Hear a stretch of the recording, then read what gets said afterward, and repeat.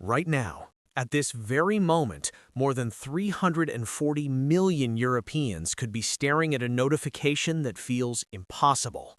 Your account will be permanently deleted in 47 hours. Not suspended, not restricted, not temporarily disabled pending review.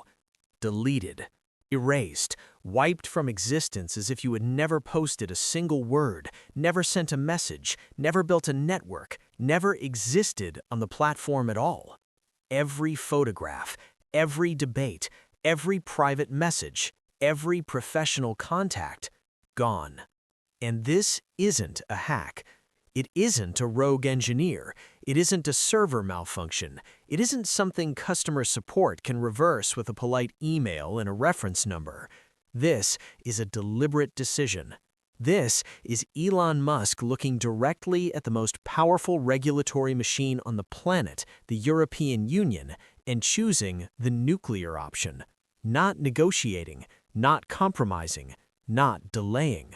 Walking away, completely, and taking 340 million accounts with him. The assumption that just collapsed. For decades, the European Union has operated on a simple, powerful belief. Access to its market is the ultimate leverage. With roughly 450 million consumers, some of the wealthiest and most digitally connected on Earth, the EU has shaped global tech policy not with tanks or tariffs, but with regulation. If a company wanted to operate inside Europe, it followed European rules, and those rules have teeth. Under the European Commission, in its president, Ursula von der Leyen, Brussels has refined regulatory pressure into an art form. They forced Apple to adjust its App Store practices. They fined Google billions for antitrust violations.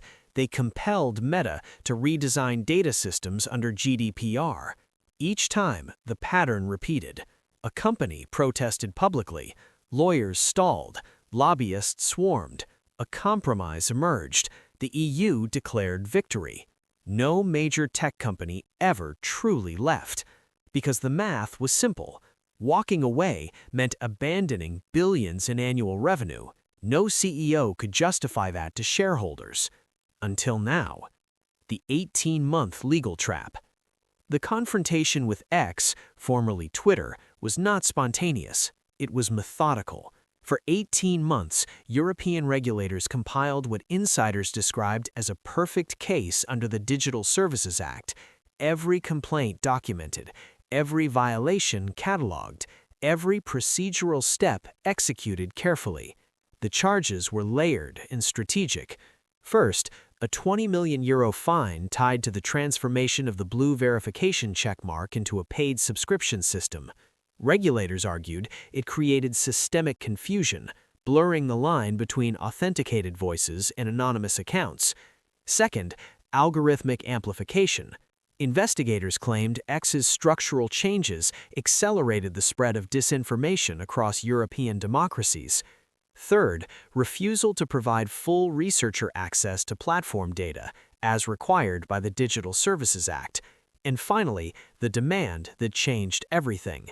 The European Commission sought the installation of EU-approved modern content moderators inside X's operational structure, not external auditors, not advisory boards, embedded authority, real-time removal power, control. From Brussels' perspective, this was lawful, logical, inevitable. From Musk's perspective, it was something else entirely, a red line. Why this CEO is different. Other CEOs answer to shareholders.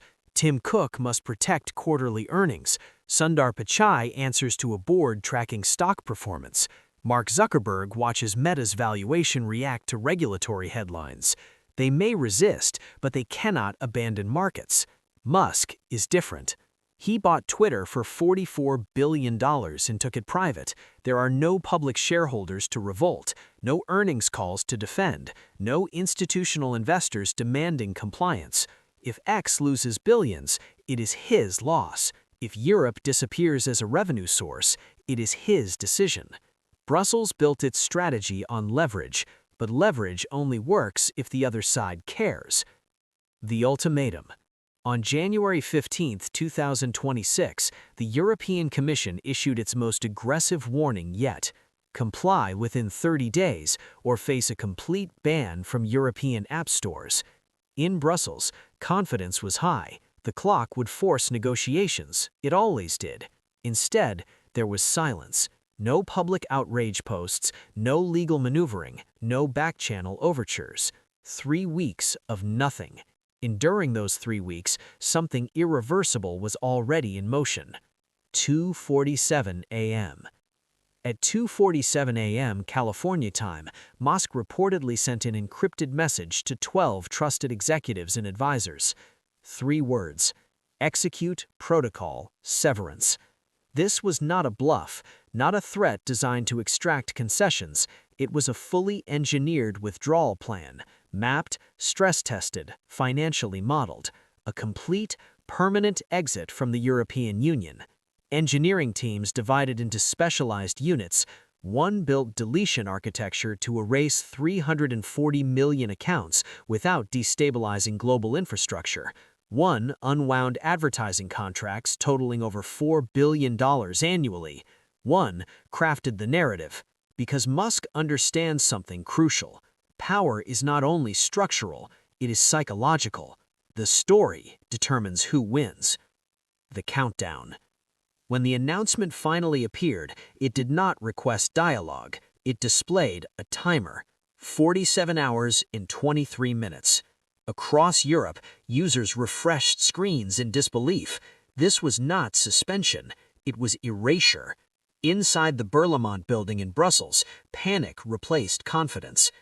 Von der Leyen reportedly read the announcement twice before saying what few EU officials had ever admitted publicly. We miscalculated. Phone lines exploded across capitals. France demanded emergency coordination. Germany debated retaliation against American tech firms. Spain warned of economic shockwaves. Poland raised an unspoken question. Was this economic warfare? And beneath the political shock lay a harsher realization. Yes, he could do this. Legally, technically, financially. The real weapon. But deleting X accounts was not the true earthquake. It was the distraction. Because while Europe scrambled to respond to the countdown, another system loomed in the background. Starlink. Millions across rural Europe depend on satellite internet infrastructure that bypasses traditional telecom monopolies. Hospitals, farms, schools, remote villages, all wired into a constellation controlled by one private company. And that company answers to the same individual who just demonstrated a willingness to burn billions to make a point. If X was symbolic power, Starlink represents structural power, connectivity, infrastructure, dependence. For decades, governments assumed private companies ultimately bent to sovereign authority. But what happens when infrastructure is privately controlled at planetary scale? When a single individual commands not just speech platforms, but orbital networks? The shattered doctrine. The European Union built its regulatory doctrine on inevitability. No company could afford to leave. No executive would sacrifice market access. No CEO would choose principle or ego or ideology over billions. That assumption has now been tested. And whether Musk ultimately follows through or negotiates at the edge, one truth has already changed the geopolitical equation. The EU's power was built on compliance economics. Musk operates on sovereign autonomy. Those two logics do not intersect easily. A new phase of power. This confrontation is not merely about moderation policies or verification badges.